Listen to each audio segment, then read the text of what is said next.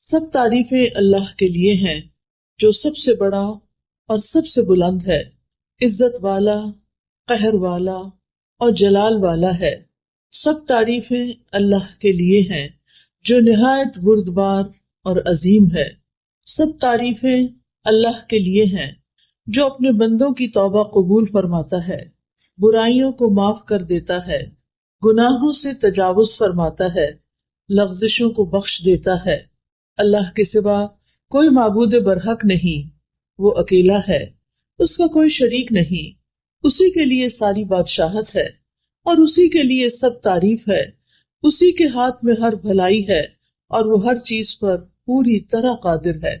اللہم صلی علی محمد وعلی آل محمد کما صلیت علی ابراہیم وعلی آل ابراہیم انک حمید مجید۔ اللہم بارک علی محمد وعلی آل محمد کما بارکت علی ابراہیم وعلی آل ابراہیم انک حمید مجید۔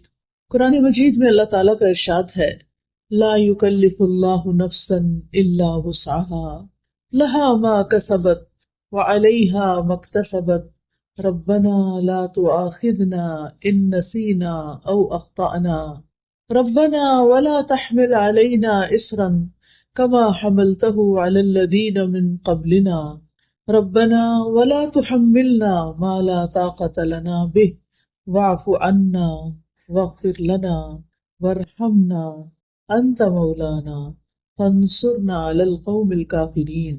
اللہ کسی نفس کو اس کی وسعت سے بڑھ کر تکلیف نہیں دیتا، یعنی جس پر کوئی بھی تکلیف آتی ہے وہ اتنی ہی آتی ہے جتنی وہ برداشت کر سکتا ہے۔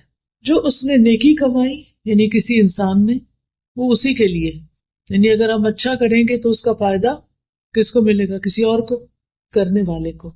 اور جو اس نے برائی کمائی، برا کیا، وہ اسی کے ذمے ہے۔ اچھا کریں گے تو اپنے فائدے کے لیے، برا کریں گے تو اپنے ہی سر لیں گے۔ اے ہمارے رب، اگر ہم بھول جائیں یا ہم خطا کر بیٹھے تو ہماری پکڑ نہ کرنا۔ کتنی خوبصورت دعا ہے، کیونکہ ہم انسان ہیں نا، ہم بھول جاتے ہیں، ہم سے غلطیاں ہو جاتی ہیں، پھر ہم غلطی کر کے کس کے پاس جائیں؟ اللہ ہی کے پاس، کیونکہ اللہ تعالیٰ ہی معاف کرنے والا ہے۔ تو یا رب، غلطی ہو جائے تو ہمیں پکڑنا نہیں۔ اے ہمارے رب، ہم پر ایسا بوجھ نہ ڈالنا جیسا تو نے ہم سے پہلے لوگوں پر ڈالا تھا۔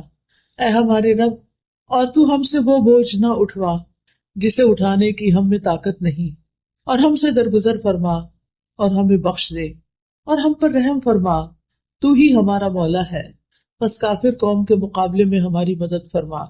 یہاں پر اللہ سبحانہ وتعالیٰ نے اپنے قانون سزا اور جزا کے بارے میں کچھ قاعدے اور اصول بتا دیے ہیں۔ پہلی بات تو یہ کہ اللہ تعالیٰ بندوں پر ان کی طاقت سے بڑھ کے بوجھ نہیں ڈالتا۔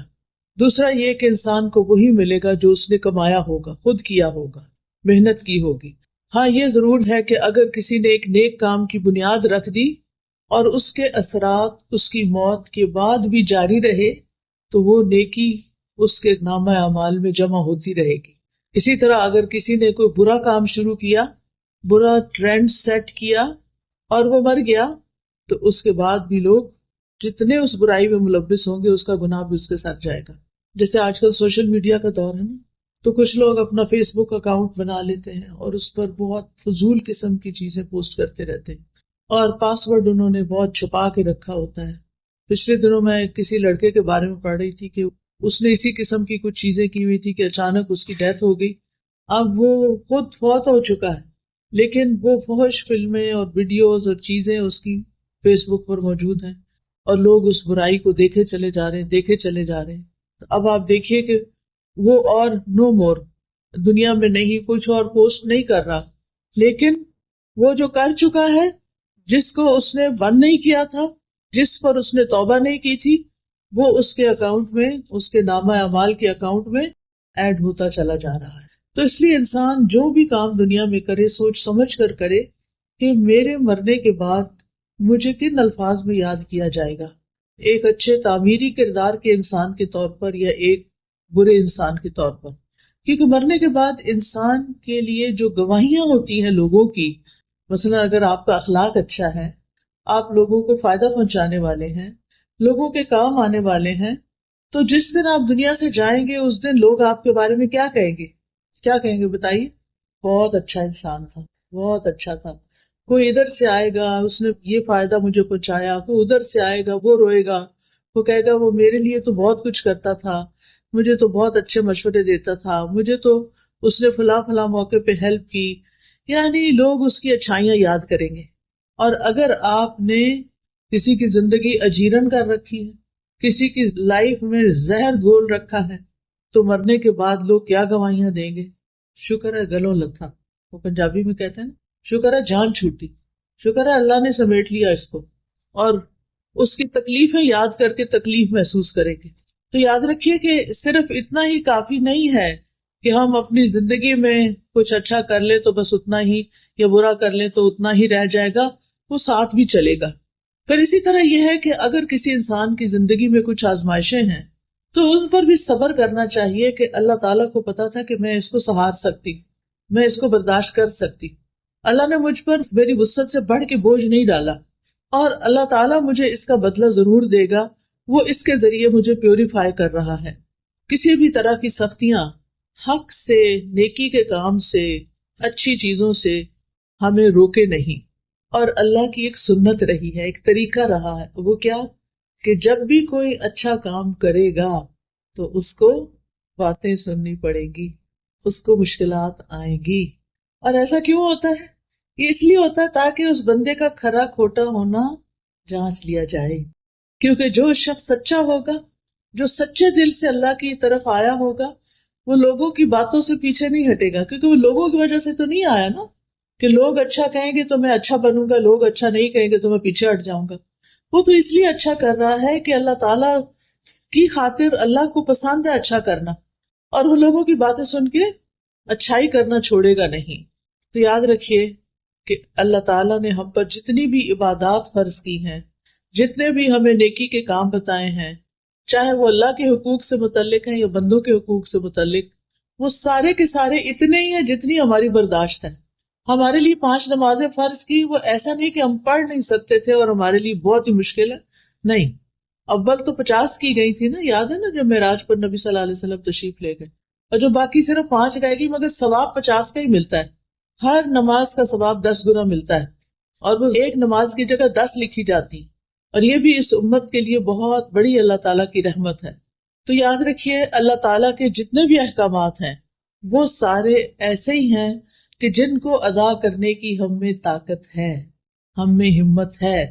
اور اللہ تعالیٰ نے دین میں کوئی تنگی اور حرج نہیں رکھا. ہمارا دین آسان ہے اگر ہم عمل کرنا چاہیں، اور جو لوگ کرتے ہیں وہ بھی انسان ہی ہوتے ہیں اور وہ خوشی سے کر بھی جاتے ہیں. رسول اللہ صلی اللہ علیہ وسلم نے فرمایا، انما بعثت بالحنیفیۃ السمحۃ، مجھے نرمی اور سہولت والی شریعت دے کر بھیجا گیا ہے. نبی صلی اللہ علیہ وسلم نے یہ بھی فرمایا، بے شک یہ دین آسان ہے، جو شخص دین میں سختی اختیار کرے گا تو دین اس پہ غالب آ جائے گا، یعنی اس کی سختی چل نہیں سکتی، وہ زیادہ دن وہ نہیں کر سکتا.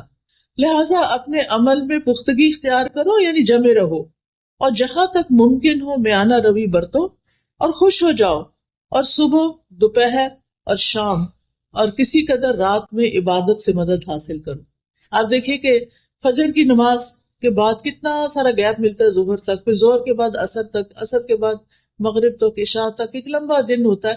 چھوٹے دن ہو تب بھی، یعنی اللہ سبحانہ تعالیٰ نے ہم پر ایسی عبادت فرض نہیں کی کہ اس سے ہمیں فرصت ہی نہ ملے اور ہم دنیا کا کوئی کام نہ کر سکیں. تو اس لیے ہمیں ساری عبادات خوشی سے کرنی چاہیے، اللہ تعالیٰ کے احکامات خوشی سے قبول کرنے چاہیے، کیونکہ ان سب پر اجر و ثواب ہے، اور انسان جو کچھ کرتا ہے اس کا صلہ اس کو مل کر رہے گا. اور پھر آپ دیکھیے کہ بعض اوقات گناہ کرنے کے لیے بھی انسان کو محنت کرنی پڑتی. جو لوگ چوری کرتے ہیں وہ آسانی سے تھوڑی کرتے ہیں، اسی طرح جو لوگ اور غلط کام کرتے ہیں اس کے لیے بڑے وسیلے اختیار کرتے ہیں، لیکن چونکہ نفس اس کی طرف ہوتا ہے تو مشکل نہیں لگتا.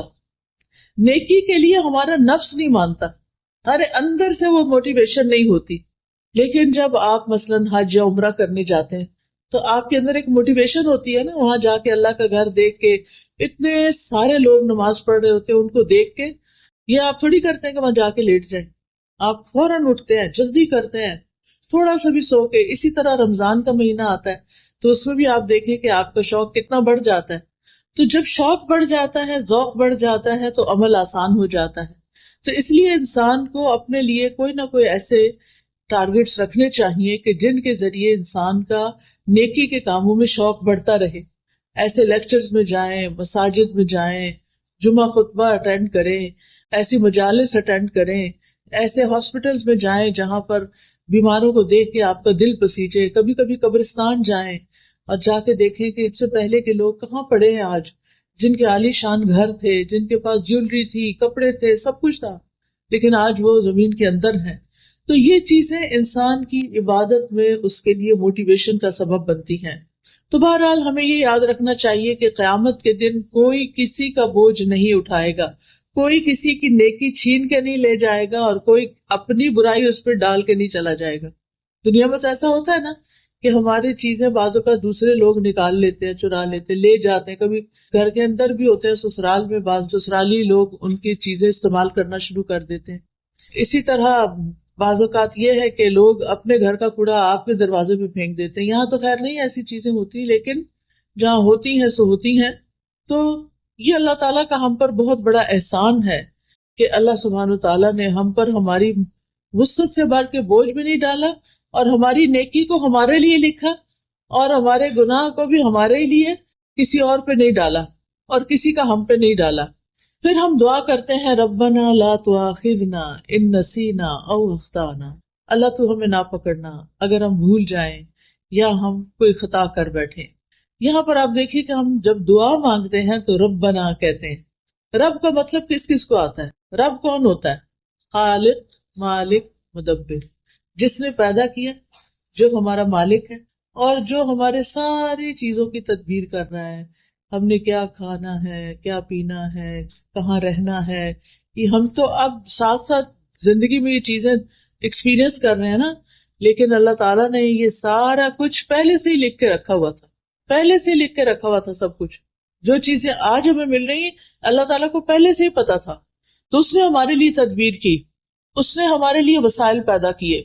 تو انسان اپنے اس رب کو پکار رہا ہے کہ اے رب، تو میرا رب ہے، تو نے مجھے پیدا کیا ہے، تو نے مجھے سب کچھ دیا ہے، اب تو مجھے معاف بھی کر دے. تو نے مجھے رزق دیا، تو نے مجھے اولاد دی، تو نے مجھے گھر بار دیا، تو نے مجھے سب کچھ دیا، لیکن میں نے تیرا حق ادا نہیں کیا، میں نے تیرا حق ادا نہیں کیا. تو نے مجھے نعمتیں دی اور میں نے جواب میں تیری ناشکری کی، تیری نافرمانی کی. کتنی دفعہ ایسا ہوتا ہے نا کہ ہم کسی تفریح پہ جاتے ہیں، کچھ پکنک پہ جاتے ہیں، اور وہاں جا کے نماز پڑھنا ہی بھول جاتے، سیر و تفریح کرتے ہیں، کھاتے پیتے ہیں، انجوائے کرتے ہیں، اور اللہ کو بھول جاتے ہیں. اپنے پیاروں کو تو نہیں بھولا جاتا نا. خوشی کے موقع پر پیارے تو یاد رہتے. آپ کوئی اچھی چیز کھا رہے ہوں تو آپ کے بچے دور ہوں تو آپ کا کیا دل چاہتا ہے. مائیں اکثر کیا کہتی ہیں، میرے بیٹے کو یہ پلاؤ بڑا پسند تھا، پتہ نہیں بیچارہ پڑھنے گیا ہوا ہے وہاں کیا کھاتا ہے کیا نہیں کھاتا. تو پیاروں کو یاد رکھتے ہیں نا خوشی کے موقع پر. اسی طرح جب کوئی غم اور دکھ کا وقت ہوتا ہے تو پھر کون یاد آتا ہے؟ اپنے یاد آتے ہیں. کوئی فوت ہو جائے تو سارے بے شک آ جائیں، یعنی آس پاس کے لوگ، لیکن جب کوئی اپنا آتا ہے تو گلے لگ کے روتا ہے انسان. اس کے ساتھ شیئرنگ کچھ اور طرح کی ہوتی ہے. تو اللہ تعالیٰ کے ساتھ بالکل اپنوں والا تعلق ہونا چاہیے. اللہ تعالیٰ کو قریب محسوس کرنا چاہیے، اپنا ہر خوشی اور غم اس کے ساتھ شیئر کرنا چاہیے، اس کی طرف رجوع کرنا چاہیے. نعمتیں ملنے پر شکر ادا کرنا چاہیے، تکلیف آنے پر اس سے صبر مانگنا چاہیے اور دعا کرنی چاہیے. اور یہاں پر انسان کیا کہتا ہے؟ ربنا لا تؤاخذنا ان نسینا. نسینا کا لفظ ہے نا نسیان سے ہے. نسیان کہتے ہیں کسی معلوم چیز سے غافل ہو جانا، اس کو بھول جانا. چابی رکھ کے کہیں بھول گئے، پتا ہے کہ چابی میری ہے، کون سی ہے، کیسی ہے، لیکن پتہ نہیں چل رہا کہاں رکھ دی ہے. یعنی ایک چیز جس کو انسان جانتا ہو پھر وہ اس کے دماغ سے غائب ہو جائے، تو اس کو ہم بھول جانے کا نام دیتے ہیں. اور خطا جو ہے وہ نافرمانی کرنا ہوتا ہے، مخالفت کرنا. ارادہ نہ بھی ہو تو انسان اس کے اپوزٹ کر جاتا ہے جو اللہ تعالیٰ نے اس کو کرنے کے لیے کہا ہوتا ہے. اسی طرح کسی حکم سے جاہل ہونا، پتہ ہی نہیں کہ وہ کیا کرنا ہے. کیا ہم میں سے ہر ایک کو پورے دین کا پتہ ہے؟ ہم سب کچھ تو نہیں جانتے نا، لیکن ہماری زندگی میں ایسی سچویشنز آتی ہیں کہ ہمیں کرنا کچھ اور چاہیے، ہم کچھ اور کر بیٹھتے ہیں، ہے نا ایسا؟ تو یہ بھی خطا ہوتی ہے. کبھی آپ ڈرائیونگ کرتے ہوئے راستہ بھولے اور آگے جا کے آپ نے کہا یہ تو میرا روز کا راستہ، پتہ نہیں مجھے ہو کیا گیا، میں نے ایگزٹ مس کر دیا. ہوتا ہے نا؟ جان بوجھ کے کیا ہوتا ہے؟ نہیں. کیوں؟ باتوں میں لگ جاتے ہیں. جب ڈرائیور باتوں میں لگ جاتا ہے تو اکثر رستہ بھول جاتا ہے. یعنی وہ اپنے مقصد سے غافل ہوا، ایک لمحے کے لیے غافل ہوا اور میلوں دور جا پڑا. یہ انسانوں کے ساتھ ہمارا معاملہ ہے، یعنی دنیا میں رہتے ہوئے. تو دین کے معاملے میں بھی ہمارا کچھ ایسا ہی رویہ ہوتا ہے. ہم لوگوں کی باتوں میں آ جاتے ہیں اور اللہ کا حکم بھول جاتے ہیں. ہم کوئی اچھا کام کرنے جا رہے ہوتے ہیں کہ لوگ کہتے ہیں لو یہ تم فلاں کام کرنے، کہیں چیریٹی میں دے رہے ہوتے ہیں نا، تو کہتے تو ان کو دینے کی نہیں ضرورت، ان کے پاس بہت فنڈز ہیں. ٹھیک ہے. مسجد جا رہے ہوتے ہیں تو کہتے کیا ضرورت ہے مسجد جانے کی، عورتوں کی نماز گھر میں ہونی چاہیے. ٹھیک ہے. اس ملک میں تو پھر کہیں بھی اسلام کا نام نہیں ہے. اگر عورت اور بچے مسجد نہیں جائیں گے تو اسلامی ماحول کہاں سے ملے گا؟ تو میرا کہنے کا مطلب یہ ہے کہ انسان جب جانتے بوجھتے ہوئے بھول کا شکار ہو جاتا ہے تو اس سے غلطی ہو جاتی ہے. اب غلطی ہو گئی، چاہے بھول کے ہوئی چاہے غفلت سے ہوئی، غلطی تو غلطی ہے نا. اب جب آپ نے ایسا کر لیا تو اس کے بعد کوئی ریگریٹس ہوتے ہیں کیا؟ ایگزٹ مس کرنے پر کوئی ریگریٹ ہوتا ہے؟ دل چاہتا ہے گھر ہی نہ جاؤ، آپ ادھر ہی بیٹھ جاؤ. کیا کر لیا، اتنے منٹ میں پہلے ہی لیٹ ہو رہی تھی اور لیٹ ہو گئے. سارے پیچھے سے بولنا شروع کر دیتے ہیں جو گاڑی میں بیٹھے ہوتے، بجائے اس کے کہ تسلی دی اچھا کوئی بات نہیں. ہم دوسروں کو اکثر پرووک ہی کرتے رہتے ہیں. خاص طور پہ میں خواتین سے کہوں گی کہ بچوں کی تربیت میں بڑے صبر و تحمل سے کام لیں. آپ گھر میں ایک سینٹرل رول پلے کرتے ہیں. آپ کے اوپر آپ کے ہسبینڈ ہیں، ہسبینڈ کے اوپر ان کا باس ہے، آپ کے نیچے آپ کے بچے ہیں اور بچوں کے بھی لیولز ہیں. ایک بچہ، پھر اس سے چھوٹا بیٹا ہے، پھر بیٹے سے چھوٹی بیٹی ہے، بیٹی سے چھوٹا پھر بیٹا ہے. آپ کہاں کھڑے ہیں؟ بیچ میں کھڑے ہیں نا. اگر آپ اسٹرانگ ہوں گے، آپ کے ری ایکشنز اچھے ہوں گے تو گھر کا ماحول بڑا خوبصورت ہوگا. اب ہوتا کیا ہے، باس نے کیا کیا، میاں کو، آپ کے ہسبینڈ کو کچھ کہہ دیا، اس کو چڑھ گیا غصہ. کیا وہ باس کے آگے بول سکتا ہے؟ نہیں، کیونکہ نوکری چلی جائے گی اگر بولا تو وہاں تو نہیں بولنا. اب وہ ادھر تو چپ رہا. جب گھر آیا اور کھانا کھانے لگا اور کھانے میں تھوڑا سا نمک تیز تھا، کیا ہوگا؟ غصہ کس پہ نکلے گا؟ بیوی پہ. اب بیوی کو غصہ آیا ہوا ہے، اب وہ میاں کے آگے بول نہیں رہی کہ میں صبر کر رہی. ٹھیک ہے کہ ابھی آئے ہیں، تھکے ہوئے آئے ہیں، اب اگر میں نے بولنا شروع کیا کہ میں سارا دن یہ اور یہ کرتی رہی ہوں، اگر تھوڑا سا نمک زیادہ ہو تو کیا ہوا؟ کیونکہ شوہر نے بھی اوور ریئیکٹ کیا.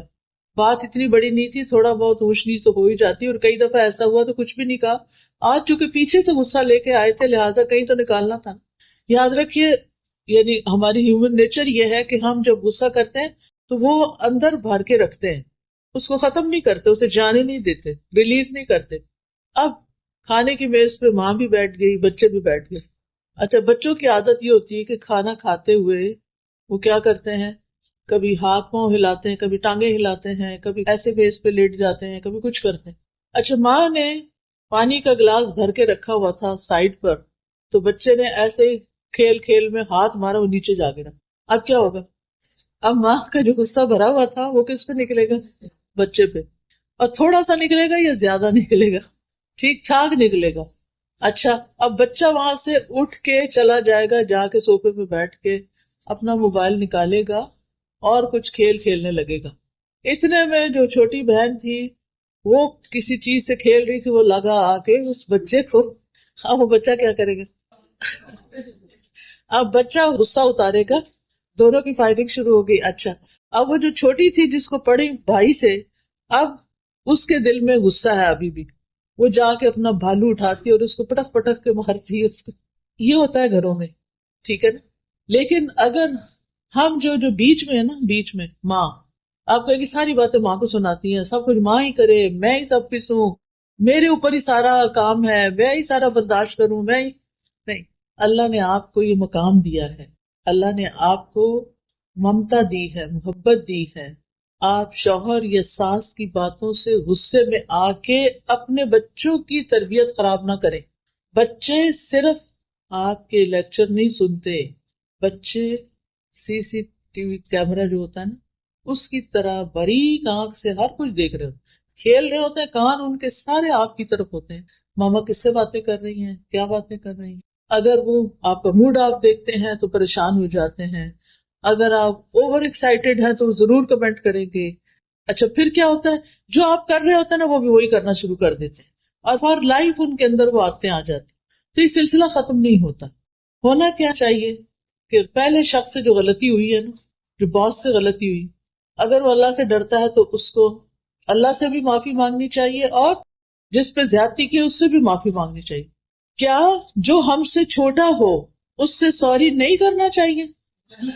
کرنا چاہیے. اگر آپ باس ہیں اور آپ نے چھوٹے پہ زیادتی کر لی اور آپ کو ریئلائز ہو گیا، آپ کا ضمیر بول اٹھا ہے کہ میں نے زیادتی کی ہے، تو پھر کیا کرنا چاہیے؟ سوری کر لیں. کیا صرف بندے سے سوری کرنا چاہیے یا کسی اور سے بھی؟ یس، بندے سے تو آپ نے سوری کر لیا، اللہ سے بھی کرنا ہے، کیونکہ آپ نے ایک انسان کو ناحق تکلیف پہنچائی ہے. چلو بندوں نے معاف کر دیا، یا صرف اللہ سے توبہ کرنا کافی ہے یا بندوں کو بھی سوری کرنا ضروری ہے؟ بندوں کو بھی کرنا. اگر پہلا شخص جس نے زیادتی کی تھی وہ سوری کر لیتا بات ختم ہو جاتی، لیکن اس نے سوری نہیں کی. آپ کو پتا نا قابیل نے حابیل کو قتل کر دیا تھا. اب ہوتا کیا ہے، اب تک دنیا میں قتل کا جو سلسلہ چل رہا ہے اس کے گناہ کا ایک حصہ قابیل تک جاتا ہے. قیامت کے دن اس کا گناہ کتنا بڑا ہوگا، پہاڑوں جتنا، اس سے بھی بڑا، اور وہ بھی قتل کا گناہ. تو جو ایک غلط کام کر لیتا ہے اس کو توبہ کرنے میں، استغفار کرنے میں دیر نہیں کرنی چاہیے. اچھا چلے اس باس نے تو سوری نہیں کی، لیکن آپ کے ہسبینڈ نے جو آپ کے ساتھ زیادتی کی، چلے آئے تھے، غصہ تھا، کھانا شروع کیا، غصہ نکالا، پھر تھوڑی دیر میں نارمل ہو جانا چاہیے تھا، تاکہ بچے جو ہیں وہ ٹیبل پر بیٹھ کر پریشان نہ ہو. کیونکہ پریشانی کے عالم میں جو کھانا کھایا جاتا ہے نا وہ لگتا نہیں، پھر وہ صحیح طرح ڈائجسٹ ہی نہیں ہوتا. بچے سہمے ہیں بیٹھے ہیں ٹیبل پر. جو بڑے بچے ہوتے ہیں نا وہ بہت محسوس کرتے ہیں، جو چھوٹے ہوتے ہیں نا وہ تھوڑی دیر میں پھر بھول جاتے ہیں. اب اگر شوہر نے کچھ کہہ ہی دیا تھا غصے میں، تو بحیثیت بیوی اتنا تو سمجھ لینا چاہیے نا کہ میرا شوہر جو ہے اس کا باس اچھا نہیں ہے اور وہ اس کی وجہ سے فرسٹریٹ ہوتا ہے اور پھر میری شامت آتی ہے، چلو کوئی بات نہیں. اگر وہی آگے سے ہنس کے، یعنی ہنسنا شروع کر دیتی، شوہر غصہ کر رہا، اب وہ تھوڑا سا ہنس دیتی، چلیے آئندہ نہیں ہوگا چھوڑیں اس کو، یا کوئی بھی بات کر دیتی، تو شوہر بھی شاید نارمل ہو جاتا اور بات نہ بڑھتی. اس نے بھی شوہر کی تنقید کو بہت سیریس لے لیا اور چیخنا چلانا شروع کر دیا. بچوں نے وہ تماشا دیکھا، تھوڑی دیر میں بچے نے تماشا کیا، اس پہ اور اس پہ اور اس پہ اور. یعنی آپ سوچئے وہ پہلی غلطی کتنی غلطیوں میں کنورٹ ہوئی. تو اگر ہم ابتدا کرنے والے ہوں تو پھر ہم ہی کو توبہ کر لینی چاہیے، ہم ہی کو ہی ودرا کر لینا چاہیے. اور صبر اسی کا نام ہے. صبر کس چیز کا نام ہے کہ اگر کسی نے کچھ کہہ دیا نا تو کہا کرے او جانے، کوئی بات نہیں، جسٹ اگنور. اپنے آپ کو کہا کرے اگنور کر دو، چھوڑو پرے، اس بیگیج کو اٹھانے کی کیا ضرورت ہے، جانے دو، انسان ہے نا، بس ہو گیا. کوئی اچھی چیز یاد کر لے اس کی. جن انسانوں کے ساتھ آپ کی روزمرہ ڈیلنگ ہوتی ہے آپ کو چاہیے کہ آپ ان کی خوبیاں ٹپس پر یاد رکھیں کہ ان کے اندر یہ اور یہ اور یہ خوبی ہے، تاکہ جس وقت وہ کوئی خرابی کرے تو آپ کیا کریں، فوراً گردان پڑھ لیں، ان کے اندر یہ اور یہ اور یہ خوبیاں ہیں. خاص طور پر ہسبینڈ کی خوبیوں کا ضرور پتہ ہونا چاہیے کہ وہ ہمارے لیے کہاں کہاں کتنے معاون ہیں، مددگار ہیں، سپورٹر ہیں، ان سے ہمیں کیا کیا فائدے ملتے ہیں. آپ سوچئے کہ اگر میری شادی ان سے نہ ہوتی تو میں کہاں ہوتی. پاکستان کے ایک گاؤں میں یہ بہت سی خواتین کی یہ کہانی، وہ کہاں سے اٹھ کر شادی کی وجہ سے کہاں آ پہنچی. آپ سوچا کریں کہ اگر میری ان سے شادی نہ ہوتی تو یہ میرے بچے کہاں سے آتے، جن کو میں بہت ہی پیار کرتی. کیونکہ بعض اوقات ہم کہتے ہیں نا اس شخص سے ہمیں کچھ نہیں کبھی ملا، اللہ نے اس کے ذریعے آپ کو بچے دیے ہیں، اس پر آپ شکر ادا کریں. تو اس کے علاوہ بھی کوئی اس نے آپ کو کہیں ویکیشن پہ لے کر گیا ہوگا، کوئی شاپنگ کرائی ہوگی، گھرے پہ لے کر گیا ہوگا، کچھ تو کیا ہی ہوگا نا. آخر ہر انسان کے اندر، ٹھیک ہے کچھ لوگوں کی اچھائیاں زیادہ ہوتی ہیں تو وہ اوپر اوپر آ جاتی ہیں اور برائیاں دب جاتی ہیں، کچھ لوگوں کی بری عادتیں اتنی زیادہ ہوتی ہیں کہ ان کی اچھائیاں بھی، جو بڑی بڑی اچھائیاں ہوتی ہیں وہ بھی دب جاتی ہیں. تو نتیجہ کیا ہوتا ہے کہ ہم پھر ساری زندگی جل جل کے کڑ کڑ کے گزارتے ہیں.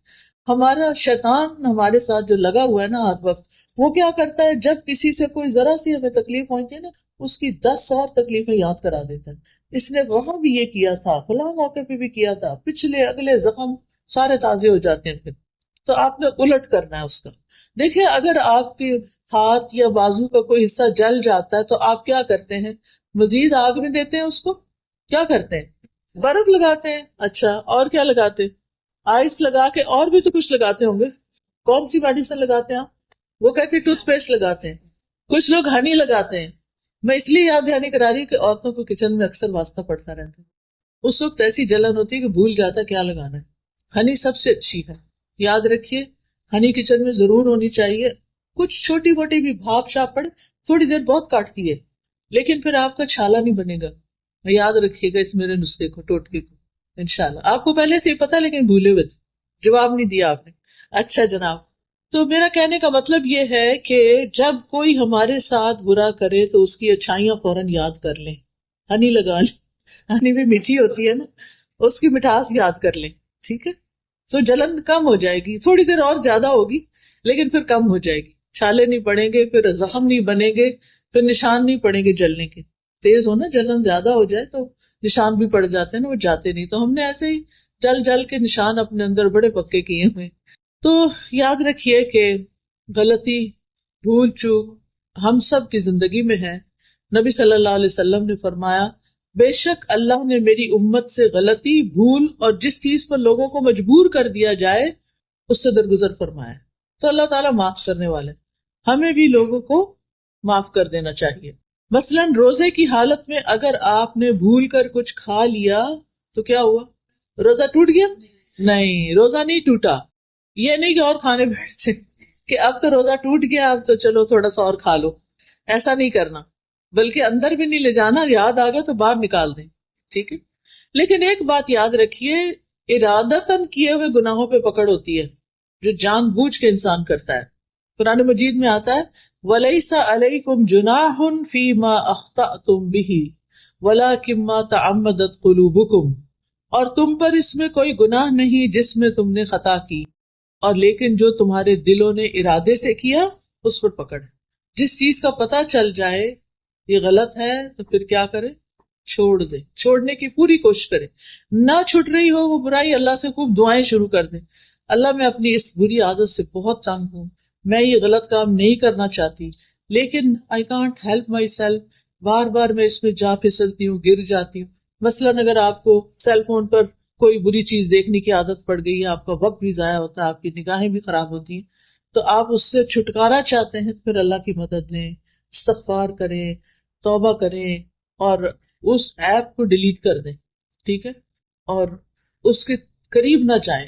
لا تقربوا الزنا، آنکھوں کا بھی زنا ہوتا ہے نا جب انسان فحش چیزیں دیکھتا ہے. قرآن مجید میں آتا ہے ولا تقربوا الزنا، زنا کے پاس بھی نہیں جانا. تو بہرحال ہم سے غلطیاں ہوتی ہیں، اللہ کے حق میں بھی ہوتی ہیں اور بندوں کے حق میں بھی ہوتی ہیں، اور پھر وہ غلطیاں بوجھ بن جاتی ہیں ہمارے اوپر. تو ہمیں دعا کرنی چاہیے ربنا ولا تحمل علینا اصرا کما حملته علی الذین من قبلنا، اللہ ہم پہ وہ بوجھ نہ ڈال جو ہم سے پہلے لوگوں پہ ڈالے. یعنی دین کے معاملے میں ہم پر وہ ذمہ داریاں نہ آئیں جو ہم اٹھا نہ سکیں، یا ہم کوئی ایسا عہد نہ کسی سے کریں جس پہ قائم نہ ہو سکیں. اللہ ایسا گناہ نہ کر بیٹھے جس کی توبہ نہیں، کیونکہ شرک کی توبہ نہیں ہے نا. تو یہ نہیں کہ آپ کہیں کہ میں تو بھول گئی تھی، نہیں، شرک کسی حال میں معاف نہیں. تو اس کے بارے میں بھی دل میں رکھے کہ اللہ ہم سے شرک نہ ہو. یا یہ کہ ہمارے اوپر کوئی ایسے کام نہ آئے کہ جس کو ہم نبھا نہ سکیں، ایسی بیماری نہ آئے کہ ہم اٹھنے بیٹھنے کے قابل ہی نہ رہیں. اللہ سے دعا کرنی چاہیے کہ اللہ تعالیٰ برے بڑھاپے سے اور بدترین بیماریوں سے ہمیں بچا کے رکھنا. اب دیکھیے کہ جو بزرگ، ابھی میں گاڑی میں انٹر ہو ہی رہی تھی کہ ایک فون آ گیا، ایک آنٹی ہے کافی بزرگ، بیچاری اکیلی رہتی تھی، کہتی ہوں فجر کی نماز کے لیے اٹھی ہوں اور گر گئی ہوں، ریبس ٹوٹ گئی ہیں اور پتہ نہیں کیا کیا ہو گیا ہے، ہل بھی نہیں سکتی، ہاسپٹل میں پڑی ہوئی ہیں. ایسی دل کو تکلیف ہوئی، کہتی میری برتھ ڈے تھی اس دن اور میں اٹھی تھی کہ آج میں نے اتنا صدقہ کرنا ہے، آج میں نے یہ کرنا ہے، لیکن میرے ساتھ دیکھیں کیا ہو گیا. تو میرے لیے دعا کریں، آپ بھی دعا کریں اللہ تعالیٰ ان کو صحت دے اور ان کی تکلیف دور کرے۔ اب آپ سوچیں کہ جس شخص کی ربز ٹوٹ جائے اس کے لیے تو سانس لینا بھی دوبر، تو اللہ ہمیں کسی ایسی تکلیف میں نہ ڈالنا، ایسی مشکل میں نہ ڈالنا کہ ہم دوسروں پہ بوجھ بن جائیں۔ ربنا ولا تحملنا ما لا طاقت لنا به، اللہ ہم سے وہ بوجھ نہ اٹھوا جس کے اٹھانے کی ہمیں طاقت ہی نہیں، یعنی ایسے کاموں کی ذمہ داری ہم پہ نہ آئے جو ہم نبھا نہ سکیں۔ بعض اوقات ایسا ہوتا ہے کہ انسان کی زندگی میں ایسے حادثات ہو جاتے ہیں کہ انسان کو مجبوراً وہ ذمہ داریاں لینی پڑ جاتی ہیں۔ میری خالہ اللہ تعالیٰ ان پر اپنی رحمت نازل کرے، ان کے اپنے 11 بچے تھے، جو سب سے بڑا بچہ تھا اس کی کار ایکسیڈنٹ میں ڈیتھ ہو گئی، اس کی اور اس کی بیوی دونوں کی۔ 4 بچے چھوٹے چھوٹے پیچھے تھے، وہ بچ گئے۔ اب آپ خود سوچیں کہ جس خاتون نے اپنے اتنے بچے پالے اور 4 یتیم بچوں کو پالنے کی ذمہ داری ان پہ آ گئی، اور ایج ایسی تھی کہ جوان نہیں تھی اب، لیکن بڑی اچھی طرح انہوں نے وہ ذمہ داری نبھائی۔ لیکن ان کو دیکھ دیکھ کے رحم آتا تھا کہ کیسی آزمائش میں آ پڑی۔ ایک تو یہ کہ اللہ تعالیٰ کو پتا ہوتا کہ کون کیا بوجھ اٹھا سکتا ہے، لیکن پھر بھی ہم کمزور ہیں، کیونکہ پھر ہمارے منہ سے کوئی باتیں نکل جاتی ہیں کہ اللہ میرے ساتھ ایسا کیوں، یہ کبھی نہ جملہ بولیں۔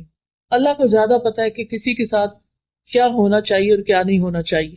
تو شرعی احکامات میں بھی اور تقدیر کے حالات میں بھی اللہ سے آسانی مانگنی چاہیے کہ اللہ تعالیٰ ہماری تقدیر میں کوئی ایسی چیز نہ ہو جس سے ہماری زندگی دوبر ہو جائے، اور ہمیں ایسی مشقت میں نہ ڈالنا جو ہم اٹھا نہ سکیں۔ واعف عنا واغفر لنا وارحمنا، کتنی خوبصورت دعا ہے۔ اللہ ہم سے درگزر فرما، جو فرائض ادا کرنے میں ہم سے کوئی کوتاہی ہوئی ہے یا اللہ تو اس کو معاف کر دے، ہمیں بخش دے، ہم سے درگزر کر اور ہم پر مہربانی کر۔ ہم رحم کے قابل ہیں، ہم کمزور انسان ہیں۔ تو گناہگار انسان 3 چیزوں کا محتاج ہوتا ہے کہ جو معاملہ اللہ اور بندے کے درمیان ہے اللہ اسے درگزر کرے، اور دوسرا یہ کہ اللہ بندوں سے اس کے گناہ کو پردے میں رکھے۔ واغفر لنا، استغفار کا مطلب ہوتا ہے ڈھانک دینا۔ بعض اوقات ہم کوئی ایسا گناہ کر بیٹھتے ہیں جس کا صرف اللہ کو پتا ہوتا ہے، اور پھر ہم ڈرتے ہیں کہ کئی لوگوں کو پتا نہ چل جائے۔ خاص طور پر جو ٹین ایج ہوتی ہے نا، اس میں انسان سے کوئی ایسی غلطیاں ہو جاتی ہیں بعض اوقات کہ جس پر ساری زندگی وہ پچھتاتا ہے۔ مثلاً بچوں کو نشے کی عادت کب پڑتی، کس ایج؟ ٹین ایج، جو پڑھائی کا سٹریس آتا ہے، جو بہت سے سٹریس آتے ہیں۔ پھر اسی طرح پڑھائی میں سیریس ہونے کی بجائے ایسے ریلیشن شپ میں گرفتار ہو جاتے ہیں کہ I love you and I miss you, سارا دن اسی میں گزار دیتے ہیں۔ اب جب نکلتے ہیں نا ٹین ایج سے باہر، 20s میں آتے ہیں اور حقائق سامنے آتے ہیں کہ پڑھا نہیں تو اب ہوگا کیا، اور نشے میں پڑ گئے تو اب کیا ہوگا، تو پھر اس وقت انسان سخت پریشان ہو۔ یہ دعا اپنے بچوں کو بھی سکھا دیں، چھوٹے چھوٹے بچوں کو بھی۔ تو گناہگار انسان 3 چیزوں کا محتاج ہوتا ہے کہ اللہ میرے سے جو گناہ ہو گیا، جو اس کا صرف تجھے پتا ہے، تو اس کو معاف کر دے، بندوں سے میرے گناہ کو ڈھانپ دے، اور تیسرا یہ کہ آئندہ کے لیے مجھ پہ رحم کر اور مجھے دوبارہ اس گناہ کے قریب نہ جانے دے، مجھے بچا لے۔ اور پھر آپ دیکھیے کہ کبھی انسان کے گناہ دل میں ہوتے ہیں، بدگمانیوں وغیرہ کی شکل میں، کبھی زبان میں ہوتے ہیں، کبھی جسم سے کر رہا ہوتا ہے۔ تو جو چیز دل میں ہے یا اللہ اس کا تجھے پتا ہے، تو اس کو معاف کر دے۔ جو ہم نے کر لیا جس سے منع کیا گیا، اس کو تو ڈھانپ دے اور آئندہ کے لیے ہمیں بچا کے رکھ۔ اور پہلے بخشش مانگی، گناہوں کو ڈھانپنا مانگا، اور پھر رحم مانگا، کیونکہ پہلے وہ خانہ خالی ہو نا، صاف ہو، تو پھر رحمت آئے گی۔ توبہ معافی ہو جائے گی تو پھر ہی اللہ کی رحمت آئے گی نا۔ اگر ہم نے توبہ معافی کی نہیں، مانگی نہیں، تو پھر باقی کیا ہوگا؟ انت مولانا، تو ہی ہمارا مولا ہے، تو ہمارا مالک ہے، تو ہمارا مددگار ہے۔ فانصرنا علی القوم الکافرین، تو ہمیں کافر قوم کے مقابلے میں مدد دے۔ اور یہ اللہ تعالیٰ ہی ایمان والوں کا حقیقی مولا ہے۔ تو یہ اللہ تعالیٰ کی بہت بڑی رحمت ہے کہ اللہ نے ہمیں یہ دعا کرنا سکھائی ہے۔ وہ ہمیں جانتا ہے نا، ہماری ضروریات کو بھی جانتا ہے، اس نے ہمیں مانگنا سکھا دیا۔ پھر اس سے بھی پتہ چلتا ہے کہ مانگنے کی چیزوں میں 3 اہم چیزیں ہیں مانگنے کی: عفو، درگزر، بخشش اور رحمت۔ پھر یہ کہ رب کے وسیلے سے مانگنا چاہیے، اس سے تکلیف دور ہوتی ہے، ربنا کہہ کے، ربی کہہ کے۔ اور پھر یہ کہ مومن بندوں کے لیے اللہ کی خاص رحمت ہوتی ہے۔ تو پیاری بہنوں، ہم سب انسان خطا کار ہیں۔ حدیث میں آتا ہے ہر انسان خطا کار ہے، اور بہترین خطا کار وہ ہیں جو توبہ کرتے ہیں۔ تو ہم سب کو توبہ استغفار کی ضرورت ہے۔ مومن سے بھی گناہ ہو جاتا ہے، متقی انسان سے بھی ہو جاتا ہے، پارسا، محسن، اعلیٰ درجے کے نیک انسان سے بھی غلطی ہو جاتی. کوئی انسان غلطی سے پاک نہیں. پیغمبر معصوم ہوتے ہیں، ہم معصوم نہیں، ہم سے غلطیاں ہوتی ہیں. نبی صلی اللہ علیہ وسلم نے فرمایا ہر مومن سے کوئی نہ کوئی ایسا گناہ ہو جاتا ہے جس کو وہ اکثر کر لیتا ہے، یا کوئی ایسا گناہ ہوتا ہے جس پر وہ قائم رہتا ہے، چھوڑ نہیں پاتا، اور اس کو چھوڑ نہیں سکتا حتیٰ کہ دنیا سے چلا جاتا ہے. کچھ عادتیں بن جاتی ہیں. بعض اوقات میں اتنی حیران ہوتی ہوں کہ ہم اتنی زیادہ زبان کی حفاظت کے بارے میں باتیں پڑھتے ہیں، لیکن جب میں لوگوں کا عملی رویہ دیکھتی ہوں تو وہ کوئی حفاظت نہیں کر رہے ہوتے. جو فضول بات، ہر بات میں کچھ نہ کچھ بولنا، خاموشی کی تو عادت ہی نہیں نا. تو میں سوچتی ہوں انہوں نے کبھی لیکچر کوئی سنا بھی ہے کہ نہیں. یعنی وہ اپنی بری عادتوں سے باز نہیں آتے، دوسروں کو تکلیف دینے سے باز ہی نہیں آتے. ان کی سرشت میں پڑا ہوا ہوتا ہے چبھتی ہوئی باتیں کرنا. ہم اگر تانے شانے نہ دیں تو ہمارا گزارا نہیں. کیا فرق پڑتا ہے؟ ضروری تو نہیں کہ ہر وقت دوسروں کو نصیحت کرتے رہیں. کوئی ضروری ہے؟ ایک شخص مسجد نبوی میں پیشاب کر رہا تھا، صحابہ دوڑے کہ اس کو مارے، اس کو روکے. آپ نے کہا تم رک جاؤ، اب وہ کر رہا ہے نا کرنے دو، کیونکہ اگر وہ سال میں دوڑ پڑتا تو ایک جگہ کر رہا تو ساری مسجد خراب ہوتی. تو بعض اوقات اتنی سی بات ہوتی ہے چھوٹی سی، اور ہماری بد اخلاقی اس برائی کو بہت بڑا بنا دیتی ہے اور اس کے اثرات دور دور تک چلے جاتے ہیں. تھوڑا سا ٹنگ کو کنٹرول کر لیں. ہر چیز میں کمنٹ نہیں دیا کریں، ہر چیز میں اظہار خیال نہ کیا کریں، ہر چیز میں اپنی رائے دینے نہ بیٹھ جایا کریں. آپ اپنے آپ کو کیا سمجھتے ہیں؟ مجھے تو کبھی یہ سمجھ نہیں آتا کہ ہم کیا سمجھتے ہیں کہ ہم کون ہیں. ہم عالم ہیں، ہم مفتی ہیں، ہم مربی، ہم کون ہیں؟ ہم تو ایک عام انسان ہیں. ہمیں حق نہیں پہنچتا کہ ہم ہر وقت ٹوکا ٹوکی کرتے رہیں. کئی بزرگوں نے گھر میں لوگوں کی زندگی حرام کی ہوئی ہوتی ہے معذرت کے ساتھ. ان کے اپنے بچے ان کو چھوڑ کے بھاگنے کے لیے تیار ہوتے ہیں کہ کس دن ہماری کہیں اور جاگ ہو اور ہم موو آؤٹ کریں. تو یہ سب کچھ کیا ہے؟ یہ ہمارے رویے ہیں کہ لوگ ہمارے ساتھ کمفرٹیبل نہیں ہوتے، لوگ ہمارے ساتھ رہنا نہیں چاہتے، کیونکہ ہم لوگوں کو اپنے رویوں سے بیزار کر دیتے ہیں. تو حدیث میں آتا ہے من سمت نجا، جو خاموش رہا، چپ رہا، اس نے نجات پائی. بعض اوقات کوئی دنیا کے کسی حصے کی طرف کی بات کر رہا ہوتا ہے، فلاں ملک میں یہ ہو گیا، اب ہم نے کوئی کمنٹ کرنا ہوتا ہے. انہوں نے کیا ہوگا نا کچھ خرابی، آ گیا نا ان پہ عذاب. بھائی کس نے آپ کو بتایا؟ آپ نے اللہ کا فیصلہ جان لیا کہ اللہ نے ان کو اس امتحان میں کیوں ڈالا. تو ہر بات بے بات پر نہ بولا کریں، خاموش رہنا بھی سیکھیں. اور بزرگوں کو خاص طور پہ میں کہوں گی، میں نہیں کہتی کہ بچوں کو کھلی چھوٹ ہے جو مرضی چاہے. بچوں کے اندر بھی آپ دیکھیں بچے بدتمیزی سے بات کرتے ہیں، ہم ہنستے ہیں. آج کل کے بچے بڑے ہوشیار ہیں، آج کل کے بچے بڑے اسمارٹ ہیں، آج کل کے بچے بڑے کانفیڈنٹ ہیں. ایسے ایسے تعریفی جملے بول کے ان کی بدتمیزیوں کو ہم نے ملٹی پلائی کر دیا. تو بچوں کو بھی شے نہ دیں، جو غلط بات ہے اس کو چپ رہے، بالکل نہ ہنسیں، بالکل خاموش رہیں. صرف اپنی خاموشی سے بتائیں کہ مجھے یہ بات پسند نہیں آئی جو تم نے اپنی دادی کو کہی ہے یا تم نے اپنی نانی کو کہی ہے. کیونکہ بعض اوقات وہ ان کو بدتمیزی سے کہہ رہے تھے، نانی آپ تو یہ کہہ رہی تھی، اب آپ یہ خود کر رہی ہیں. تو اس طرح کی چیزیں جو ہیں ان کو شے نہیں دینی چاہیے. تو بہرحال کچھ عادتیں بڑی مشکل سے جاتی، اس کے لیے اللہ تعالیٰ سے دعا کرنی چاہیے. نبی صلی اللہ علیہ وسلم نے فرمایا مومن کو اس حال میں پیدا کیا گیا ہے کہ وہ فتنوں میں گرنے والا، توبہ کرنے والا اور بھولنے والا ہوتا ہے. یعنی باتوں کو بھلا دیتا ہے جو غلط قسم کے لوگوں کے رویے ہوتے ہیں. جب اسے نصیحت کی جاتی ہے تو وہ واعظ اور نصیحت قبول کرتا ہے، یعنی مان جاتا ہے بات کو، ریزسٹ نہیں کرتا. پھر یہ یاد رکھیے کہ غلط کام، غلط باتیں، زبان کی غلطیاں یہ جہنم میں لے جانے کا سبب بنتی ہیں. گناہ ذلت کا سبب بنتے ہیں. صغیرہ گناہ بھی، چھوٹے چھوٹے گناہ بھی بندے کو ہلاک کر دیتے ہیں. گناہوں کا ایک بوجھ ہوتا ہے جو قیامت کے دن لوگ اپنی پیٹھ پہ اٹھائے ہوئے ہوں گے. اس لیے ہمیشہ گناہوں سے معافی مانگتے رہنا چاہیے، کیونکہ جو گناہ کرنے کے بعد توبہ کرے گا اللہ تعالیٰ اس کو بخش دے گا، کیونکہ اللہ تعالیٰ غفور الرحیم ہے، بڑا بخشنے والا ہے. وہ دن اور رات توبہ قبول کرتا ہے. انبیاء بھی استغفار کرتے تھے. یہ بتائیے کہ نبی صلی اللہ علیہ وسلم دن میں کتنی بار استغفار کرتے تھے؟ 70 سے 100 بار.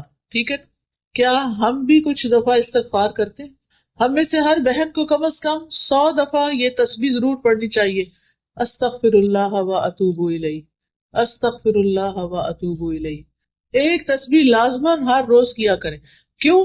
اس لیے کہ اگر نبی صلی اللہ علیہ وسلم جو معصوم تھے وہ 100 دفعہ استغفار کرتے تھے تو ہمیں نہیں کرنی چاہیے. ابراہیم علیہ السلام نے کیا دعا کی تھی؟ والذی اطمع ان یغفر لی خطیئتی یوم الدین، وہ ذات جس سے میں توقع رکھتا ہوں کہ قیامت کے دن وہ میری خطائیں معاف کر دے گا. موسیٰ علیہ السلام نے کیا کہا تھا؟ کسی یاد ہے موسیٰ علیہ السلام کی توبہ کی دعا جب ان سے وہ ایک شخص قتل ہو گیا تھا غلطی سے؟ رب انی ظلمت نفسی فاغفر لی فغفر له انہ هو الغفور الرحیم. یونس علیہ السلام نے کون سی دعا کی تھی؟ شابش.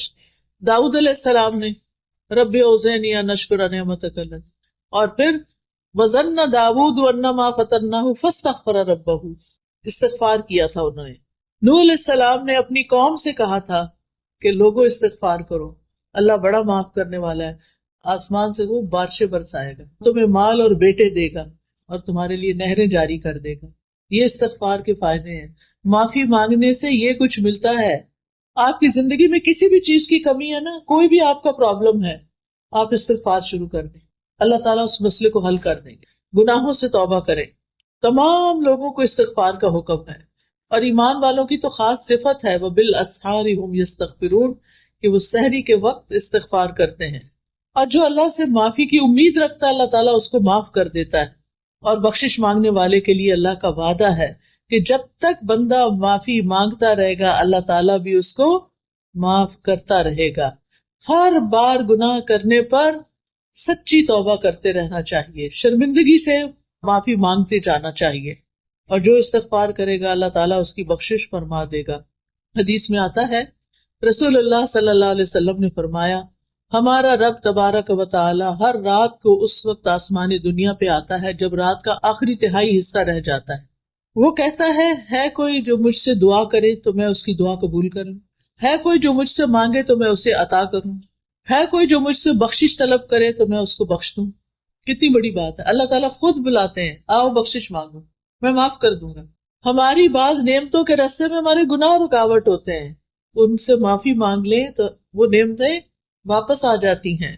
بڑے سے بڑا گناہ استغفار سے معاف ہو جاتا ہے، اور توبہ انسان کو گناہوں سے پاک کر دیتی ہے.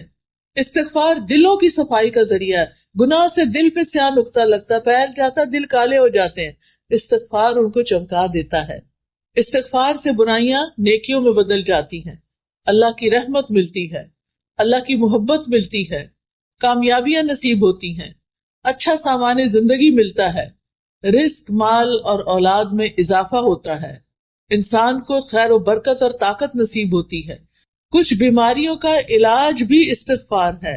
پھر سینے کی تنگی دور ہوتی ہے، دل کی گھٹن، ڈپریشن، اس کا علاج بھی استغفار ہے. بندے کی حالت بہتر ہونے لگتی ہے. اللہ کا عذاب نہیں آتا جب تک بندہ استغفار کرتا ہے. قیامت کے دن وہ شخص اپنا نامہ اعمال دیکھ کے خوش ہو جائے گا جس میں ڈھیروں ڈھیر استغفار ہوگا. استغفار جنت میں داخلے کا ذریعہ ہے. تو کرنے کے کام کیا ہیں؟ کرنا کیا ہے؟ کثرت سے استغفار کرنا ہے. روزانہ کتنی بار؟ 100 بار. نبی صلی اللہ علیہ وسلم تو ایک ایک مجلس میں 100 بار کر لیتے تھے. اگر ہم سارے دن میں بھی 100 بار کر لیں تو بڑی بات ہے. پھر امید رکھ کے بخشش مانگنی ہے. یہ نہیں کہنا ہے پتہ نہیں میرے تو گناہ اتنے زیادہ ہیں معاف ہوں گے کہ نہیں، یہ نہیں کہنا. یہ سوچنا ہے اللہ معاف کرنے والا ہے، اللہ مجھے معاف کر دے گا. پھر گناہ ہو جائے تو انتظار کرنا ہے کہ 80 سال بعد حج پہ جائیں گے تو توبہ کریں گے. فوراً توبہ کرنی ہے. کھلا گناہ ہو تو کھلی توبہ، چھپا گناہ ہو تو چھپ کے توبہ.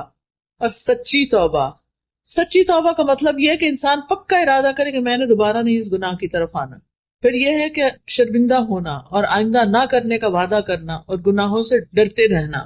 جو شخص دنیا میں اپنے گناہوں سے ڈرتا ہے قیامت کے دن اللہ تعالیٰ اس کا ڈر نکال دیں گے، اس کا ڈر ختم ہو جائے گا. لہٰذا پیاری بہنوں، آج کا میرا میسج آپ کے لیے یہی تھا اور اپنے لیے بھی، کہ اپنی غلطیوں پر معافی بھی مانگنی ہے اور اصلاح بھی کرنی ہے اور اللہ تعالیٰ سے مدد مانگتے رہنا. ٹھیک ہے نا؟ اس کے لیے ایک کارڈ ہے استغفار کے فائدے. یہ دیکھیں، یہ کارڈ ہے انگلش اور اردو ترجمے کے ساتھ ساتھ، دیکھ کے ادھر ہی رکھ دیں. ٹھیک ہے؟ اس میں ہم نے ساری استغفار کی دعائیں لکھی ہوئی ہیں. اگر آپ دن میں ایک دفعہ یا ہر جمعے کو بیٹھ کے آخری گھڑیوں میں دعائیں قبول ہوتی ہیں اس وقت پڑھ لیں، سحری کے وقت پڑھ لیں. یہ آپ میں سے ہر ایک کے پاس ہونا چاہیے. اب مجھے نہیں پتا کہ ہر ایک کو پورا آئے گا کہ نہیں، لیکن ایک کتاب ہے ایاک نستعین ہے آپ کے پاس، اس کے اندر بھی لکھا ہوا ہے استغفار، ٹھیک ہے؟ اس میں حفاظت کی دعائیں بھی ہیں، انگلش کی بھی ہے اور یہ اردو کی بھی ہے۔ اس کے علاوہ ہمیں ہر وقت کنفیوژن رہتی ہے، یہ کام کریں کہ نہ کریں، یہ رشتہ آیا اب کیا کریں، کبھی اس سے مشورہ کرتے کبھی اس سے۔ سب سے پہلے اللہ تعالیٰ سے مشورہ کریں، استخارہ، یہ کارڈ بھی ہر گھر میں ہونا چاہیے۔ پھر بہت سے لوگ بیمار ہیں، دعا کر دیں، کوئی دوسرے تو کریں گے، آپ خود بھی کریں، یہ آیات شفا ہے۔ اچھا، بعض لوگوں کی بیماری ڈائگنوز نہیں ہوتی، ڈاکٹرز کہتے ہیں آپ کو کچھ بھی نہیں، لیکن آپ کہتے ہیں میں ٹھیک نہیں، ایسا ہوا کبھی؟ ہوتا ہے نا؟ ہر ایک کے ساتھ ہی تھوڑا بہت ہوتا ہے۔ اس کا علاج یہ کہ بیری کے پتے، پتہ نہیں یہاں تو بیری اگتی ہے کہ نہیں، لیکن اگر نہیں بھی تو آپ پانی کے اوپر یہ آیات پڑھ کے دم کر کے پھر اس میں سے کچھ گھونٹ پی بھی لیں اور کچھ اسپرے بوٹل میں رکھ لیں، اپنے اوپر اسپرے کر لیا کریں اور اس سے اپنے جسم پر بھی بہا لیں، تو انشاءاللہ بہت سی بیماریاں ٹھیک ہو جائیں گی۔ بیری کے پتوں کو ابال کے ایک تسلے میں مٹھی بھر ابال کے جب ان کا رنگ نکل آئے، پھر اس کو ٹھنڈا کر کے اس کے اوپر یہ ساری آیات شفا پڑھ کے اور پھر اس کو مریض کو تھوڑے سے گھونٹ پلائے بھی اور اس کے جسم پر بہائے بھی، پورا نہا کے شیمپو وغیرہ کر کے آخر میں لوٹے میں یا بوٹل میں ڈال کے پھر اپنے سارے جسم پر مل کے، یہ بہت ہی عمدہ علاج ہے ایسی بیماریوں کا جو ڈائگنوز نہ ہو۔ پھر نماز کے بعد کے مسنون اذکار ہیں، یہ حفاظت کی دعائیں، یہ بھی اردو انگلش میں ہیں۔ آپ دیکھیے کہ پتہ نہیں $2 کی یا $3 کی ہیں، لیکن اس سے آپ کے کتنے ہزاروں ڈالر بچ سکتے ہیں اگر اللہ تعالیٰ آپ کو پروٹیکشن دے۔ یہ دعائیں جو ہیں مومن کا ہتھیار ہوتی ہیں، قلعہ ہوتی ہیں۔ پھر اسی طرح تسبیحات کے فائدے انگلش میں ہیں، یہ لا الہ الا اللہ کا کارڈ ہے، آپ کے ساتھ اگر نان مسلم کام کرتے ہیں تو آپ ان کو یہ کارڈ دے سکتے ہیں کسی بھی موقع پر، تاکہ ان کو پتہ چلے کہ اللہ کے سوا کوئی الہ نہیں۔ جو نعمتیں ملی ہیں اگر آپ ان کو باقی رکھنا چاہتے ہیں تو یہ شکر ادا کرنے کا کارڈ ہے، الحمدللہ، ٹھیک۔ الحمدللہ کہنے سے نعمتیں بڑھتی بھی ہیں اور جو ہے محفوظ بھی رہتی ہیں، نقصان سے آپ بچتے ہیں۔ تو آپ کو کیا کرنا ہے، یہ جیسے کوئی شادی ہوتی ہے کسی کی یا کچھ، شادی کے تحفے کے ساتھ آپ یہ کارڈ بھی دے سکتے ہیں۔